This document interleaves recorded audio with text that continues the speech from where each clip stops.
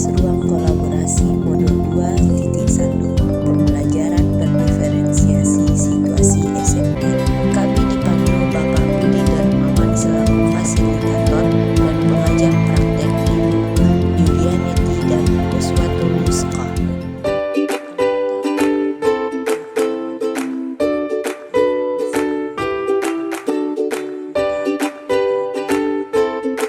Situasi SMP. Pak Dudidam, seorang guru SMP, ingin mengajarkan murid-muridnya materi tentang iklan. Tujuan pembelajarannya adalah murid-murid dapat menangkap makna secara kontekstual terkait fungsi sosial, struktur teks, dan unsur kebahasaan dari iklan tentang produk dan jasa. Pak Dudidam lalu membuat skenario pembelajaran sebagai berikut. 1. Diskusi seluruh kelas dari awal pembelajaran. Pak Dudidam melakukan diskusi untuk memperkenalkan murid pada topik tentang iklan dengan menggunakan beberapa pertanyaan pemandu seperti apa yang membedakan antara iklan dengan bentuk tulisan lain? Iklan apa yang benar-benar menarik untuk kalian? Apakah dibutuhkan biaya yang membuat sebuah iklan? Jenis pekerjaan apa yang tersedia dalam iklan? 2. Kerja individu, pasangan, kelompok kecil. Setelah itu, Pak Dudidam meminta murid melakukan kegiatan tulis, berbagi dengan pasangan lain. Secara individu, murid akan diminta menulis 3 hingga 5 iklan yang menarik bagi mereka. Mereka lalu berbagi apa yang dituliskan dengan satu teman lain atau secara berpasangan. Setelah berbagi, mereka boleh menambahkan pendapat. Setiap pasangan kemudian berbagi dengan pasangan lain.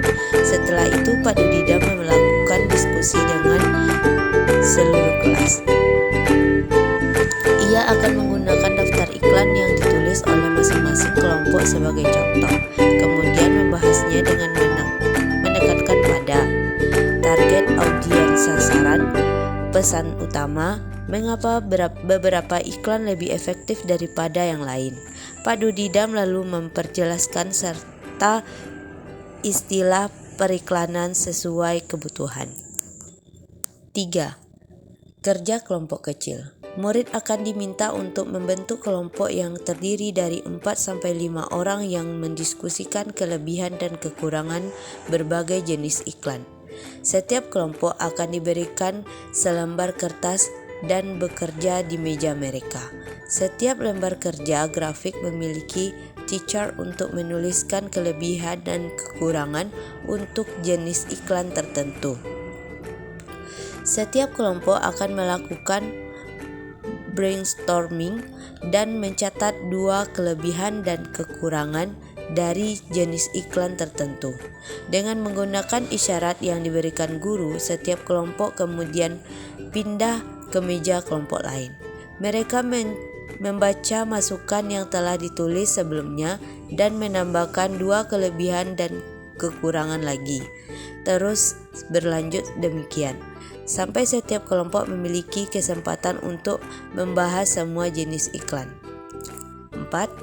Pak Dudidam lalu mengumpulkan kembali murid sebagai satu kelompok besar. Ia lalu memfasilitasi diskusi yang diperlukan untuk memperjelas atau memperluas pemahaman konsep seperti target audiens, kejelasan pesan, dan penggunaan fitur kebahasaan dan desain seperti pemilihan judul, teks, gambar, dan format. 5. Pak Dudidam lalu memberikan tugas individu. Ia membedakan penugasannya sesuai dengan kemampuan murid. Tugas yang harus dikerjakan murid adalah membuat iklan yang secara efektif akan mempromosikan produk dan jasa atau acara sesuai dengan yang dijelaskan dalam skenario yang diberikan. 6. Pak Dudidam menempatkan skenario tugas yang berjenjang sesuai dengan pengetahuan dan pemahaman konsep murid-muridnya. Perbedaan skenarionya adalah: skenario 1 bersifat lebih konkret dan terstruktur dengan petunjuk langkah demi langkah dan mencakup semua informasi yang diperlukan untuk menyelesaikan tugas. Skenario 2 kurang terstruktur dan lebih terbuka dibandingkan skenario 1. Skenario 3 bersifat konseptual dan terbuka dan membutuhkan riset. 7. Pak Dudidam mendorong murid untuk memilih lokasi di kelas yang mendukung cara mereka belajar dengan baik. Misalnya, sendirian di tempat yang tenang, dekat teman, untuk memudahkan bertanya jika bingung, atau di area ruang yang lebih ramai bersama murid-murid lain yang memungkinkan mereka untuk saling berbagi ide. Pertanyaan, apakah kebutuhan belajar murid yang berusaha dipenuhi oleh guru tersebut?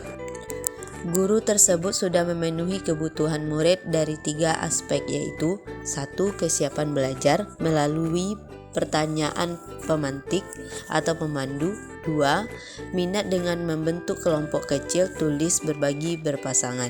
3. Profil belajar murid dengan memenuhi gaya belajar dengan membebaskan siswa untuk memilih media belajar, suasana belajar, serta melakukan brainstorming. Kesiapan belajar melalui pertanyaan pemantik. 1. Apa yang membedakan antara iklan dengan bentuk tulisan lain? 2. Iklan apa yang benar-benar menarik untuk kalian? 3. Apakah dibutuhkan biaya untuk membuat sebuah iklan? 4. Jenis pekerjaan apa yang tersedia dalam periklanan? Minat dengan membentuk kelompok kecil, tulis, berbagi, berpasangan. Pak Dudidam mendorong murid untuk memilih lokasi kelas yang mendukung cara mereka belajar dengan baik, misalnya sendirian di tempat yang tenang, dekat dengan teman untuk memudahkan bertanya jika bingung, atau di area ruang yang lebih ramai bersama dengan murid-murid lain yang memudahkan mereka untuk saling berbagi ide.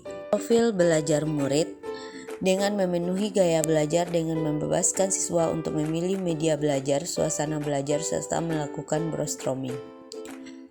1. Kerja individu, pasangan, kelompok kecil. 2. Menulis 3 hingga 5 iklan yang menarik bagi mereka. 3. Setiap kelompok akan melakukan brainstorming. Pertanyaan kedua, bagaimana cara guru tersebut menentukan kebutuhan belajar muridnya? 1. Dengan mengamati perilaku dan emosional murid. 2. Dengan mengidentifikasi pengetahuan awal melalui pertanyaan pemandu. 3. Dengan melakukan refleksi dan evaluasi sepanjang pembelajaran dengan diakhiri dengan penilaian formatif atau tugas berdasarkan skenario. Pertanyaan ketiga, strategi pembelajaran berdiferensiasi apa yang digunakan? 1. Dengan melaksanakan pembelajaran berdiferensiasi kontens dengan 3 skenario. 1. Bersifat lebih konkret dan terstruktur dengan petunjuk langkah demi langkah dan mencakup semua informasi yang diperlukan untuk menyelesaikan tugas. 2. Kurang terstruktur dan lebih terbuka dibandingkan skenario 1. 3. Bersifat konseptual dan terbuka dan membutuhkan riset. 2. Dengan memberikan murid kebebasan memilih tempat belajar atau diferensiasi proses, memilih lokasi di kelas yang memudahkan cara mereka belajar dengan baik. 3. Melalui pembelajaran berdiferensiasi produk. Pak Dudidam lalu memberikan tugas individu. Ia membedakan penugasannya sesuai dengan kemampuan murid. Tugas yang harus dikerjakan murid adalah membuat iklan yang secara efektif akan mempromosikan produk atau jasa atau cara sesuai dengan yang dijelaskan dalam skenario yang diberikan. Pertanyaan keempat, bagaimana guru tersebut melakukan penilaian? Pak Dudidam sudah melaksanakan penilaian dari awal pembelajaran sampai akhir pembelajaran, yaitu penilaian secara berkelanjutan.